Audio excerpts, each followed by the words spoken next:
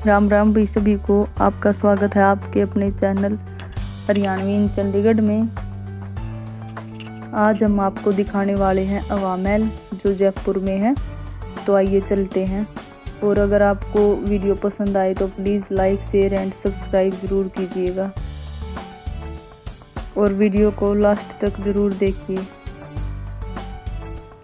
अभी आप ये जो व्यू देख रहे हैं ये इसका बाज़ार की साइड वाला है और हमें अगर एंट्रेंस गेट से जाना होता है तो वो बैक में है इसके।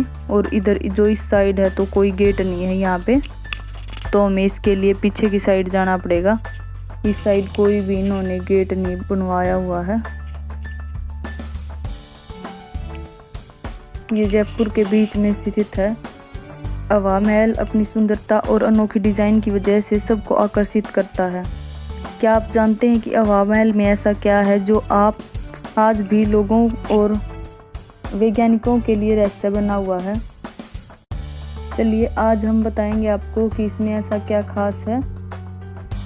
इस महल में नाम में ही इसका मतलब है हवा महल।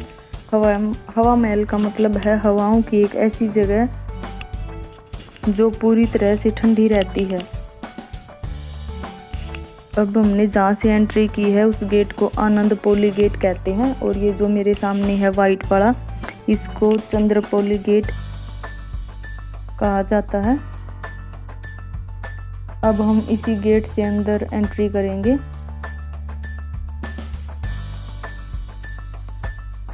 हवा महल को साल 1799 में महाराज सवाई प्रताप सिंह ने बनवाया था और बाहर से देखने में किसी मधुमक्खी के छत्ते के समान दिखता है। हवा महल में 953 छोटी खिड़कियां हैं जिसमें ठंडी और ताज़ी हवा आती रहती है। चंद्रपोली गेट से एंट्री करने के बाद अब हम हवा महल के परिसर में आ गए हैं। और ये जो आपको हवा महल का हिस्सा दिख रहा है ये इसका सामने का फ्रंट हिस्सा है। ये महल का सामने वाला हिस्सा है और मैंने जो आपको शुरुआत में दिखाया था वो महल का पिछले वाला हिस्सा है।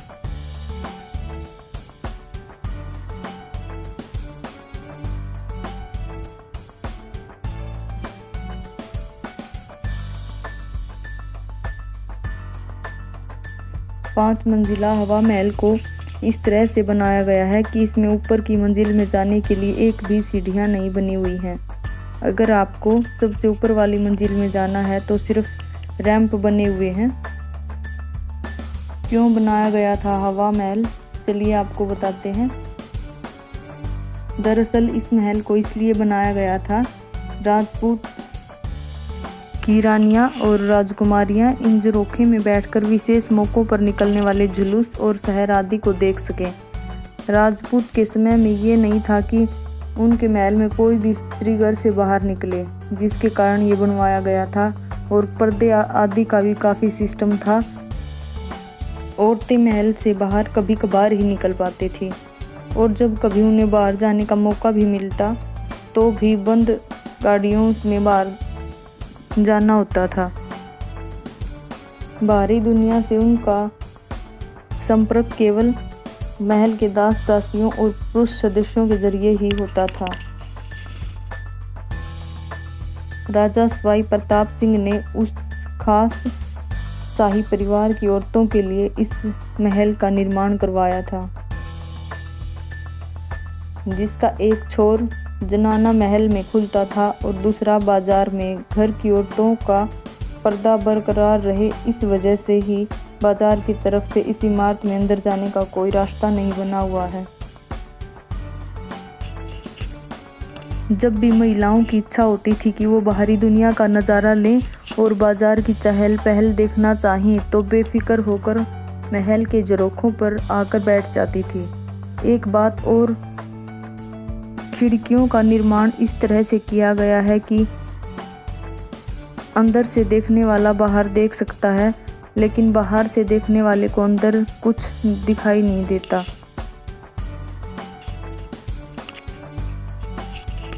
इन झरोखों का डिजाइन वेंटोरी इफेक्ट पर आधारित है।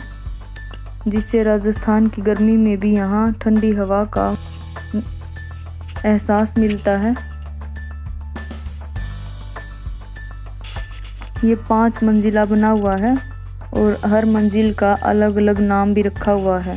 जैसे कि पहली मंजिल का नाम सर्द मंदिर है और दूसरी का रतन मंदिर, फिर विचित्र मंदिर और फिर प्रकाश मंदिर, और जो सबसे बाद में है वो है हवा मंदिर। इस हवा महल को बनाने की प्रेरणा राजा सवाई सिंह जी को, यदि आप कभी खेतड़ी जाएं, जो कि राजस्थान के झुंझुनू ज़िले में आता है, तो खेतड़ी में भी ऐसा ही एक विंड पैलेस है जिसका नाम है खेतड़ी महल। तो राजा सवाई प्रताप सिंह जी को जो प्रेरणा मिली थी वो यहीं से मिली थी। खेतड़ी महल को देखने के बाद ही ये महल बनवाया गया था। वहाँ के जो शासक थे भोपाल सिंह जी, वो उन्हीं के द्वारा बनवाया गया था। मराठों और सवाई प्रताप सिंह जी के एक युद्ध हुआ था, उसकी चर्चा हम करते हैं। ये था तुंगा का युद्ध। तुंगा जो कि वर्तमान में राजस्थान के जयपुर ज़िले में आता है। यदि आप कभी घूमने के लिए जाएं तो राजस्थान के जयपुर ज़िले में ही आता है तुंगा, जहां पर 28 जुलाई सन 1787 ईस्वी को एक युद्ध लड़ा गया था, जिसको तुंगा का युद्ध भी कहा गया है। इस युद्ध में जो जयपुर के शासक थे सवाई प्रताप सिंह, उनका साथ दिया था जोधपुर के शासक महाराजा विजय सिंह ने। उन्होंने मिलकर जो मराठा शासक थे महादजी सिंधिया, उनको बुरी तरह से पराजित किया था।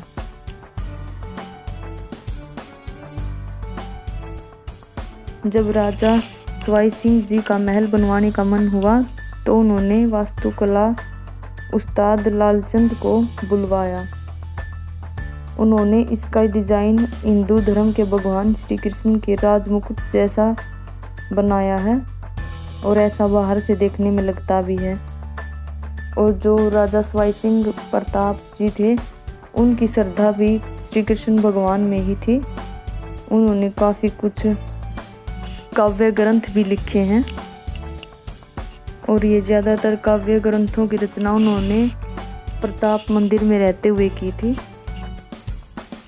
प्रताप मंदिर उस जगह का नाम है जहाँ पर बैठकर राजा सवाई सिंह जी वहाँ पर बैठकर जो लेखन कार्य करते थे, उस जगह को बोलते हैं प्रताप मंदिर।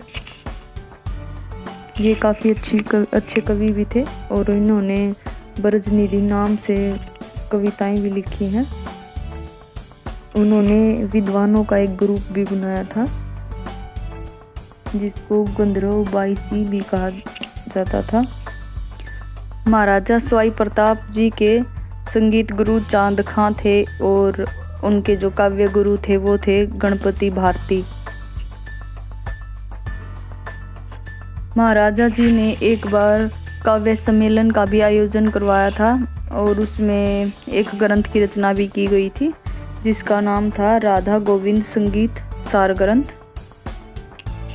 ये देखिए जो आपको पीछे कांच दिख रहे हैं, ये कितने अच्छे हैं, रंग बिरंगे कांच हैं।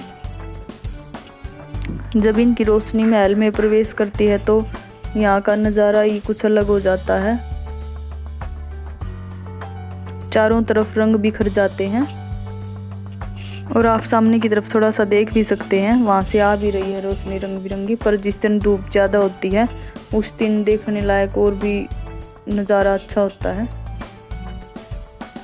इनकी आपको विशेषता बताते हैं। इनकी विशेषता ये है कि ये जो कांच आपको दिख रहे हैं, ये पहले बेल्जियम से मंगवाए जाते थे क्योंकि बेल्जियम के कांच काफ़ी प्रसिद्ध होते थे। ये जो कांच हैं इनका रंग हरा, नीला, पीला, लाल सारे ये इस तरह के लगे हुए हैं। ये जिस कलर के हैं इसी कलर का पहले झंडा होता था। जो आमेर के और जयपुर के शासक थे उनका ये जो ध्वज होता था, राज ध्वज, वो इसी रंग का होता था। उस ध्वज में ये 4 ही सम्मिलित होते थे और एक रंग और होता था, वो है जो सफ़ेद।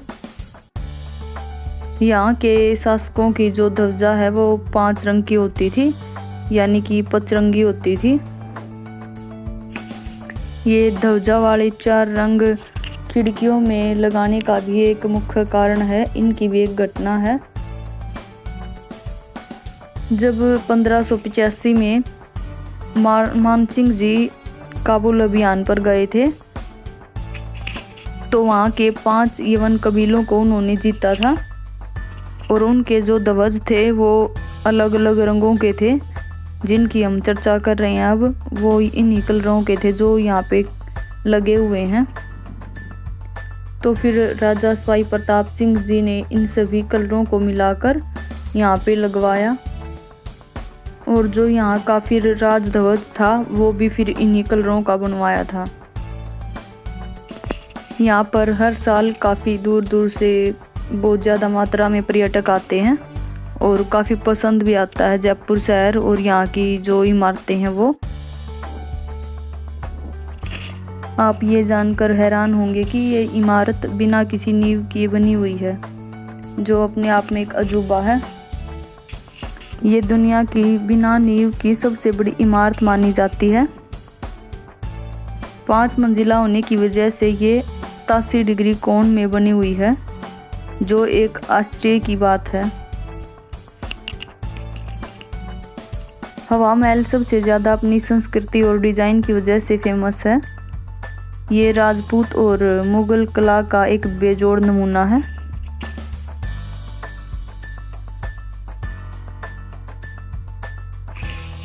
बाहर से देखने में इसका डिज़ाइन भी मधुमक्खी के छत्ते के जैसा है। जैसा कि हमने आपको पहले भी बताया था, इसकी जो सबसे नीचे वाली मंजिल है उसको शरद मंदिर कहा जाता है और जो दूसरे मंजिल है उसको रतन मंदिर, तीसरी को विचित्र मंदिर और चौथी को प्रकाश मंदिर, और अब हम जहाँ हैं वो सबसे ऊपर वाली मंजिल है उसको अवा मंदिर कहते हैं। और ये देखिए आप ऊपर से जो व्यू है कितना अच्छा नज़ारा है। अब आप यहाँ से एक चीज़ और नोटिस करना, जो पूरे शहर का आपको दिख रहा है रंग वो गुलाबी रंग दिख रहा होगा,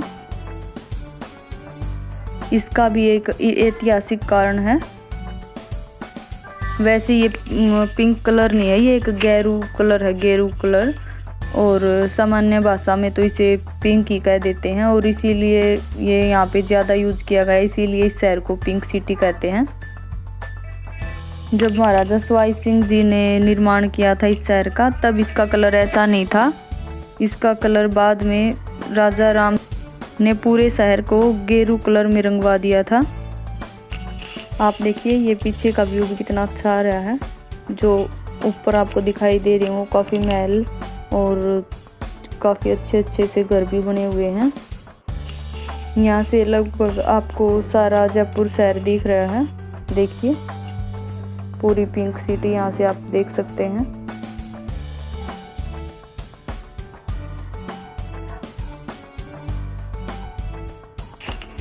और एक साइड है पहाड़ी एरिया जहाँ पे आपको पहाड़ दिखाई दे रहे हैं। ये देखिए ये जो गुम्बद से बने हुए हैं ये कितने अच्छे लग रहे हैं। और आप यहाँ से व्यू भी देखिए कितना अच्छा आ रहा है, कितना अच्छा नज़ारा है ये।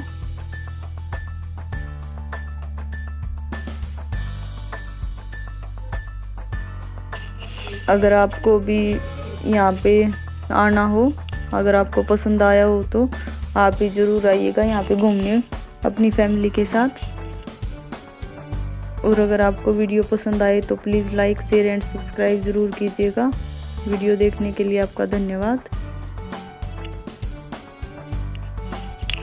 ये देखिए ये कितने अच्छे गुंबद बने हुए हैं। यहाँ पे और भी काफ़ी देखने के लिए काफ़ी जगह हैं।